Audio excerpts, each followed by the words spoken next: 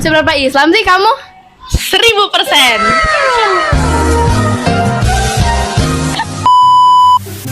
Pertanyaan pertama ini ya. Ada berapa sih rukun Islam? Ada 5. Apa aja tuh? Yang pertama syahadat, yang kedua salat, yang ketiga puasa, yang keempat zakat, yang kelima haji jika mampu. Wih. Yang kedua, siapa sih nabi yang bisa berbicara dengan hewan? Nabi Sulaiman. Benar, yeay. Ada berapa sih surat di Al-Quran? Ada 114 surat. Wih. Nabi apa yang bisa membelah lautan? Nabi Musa lah.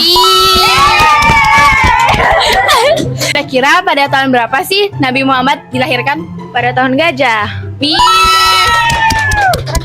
Nabi apa yang paling tampan? Nabi Yusuf alaihissalam.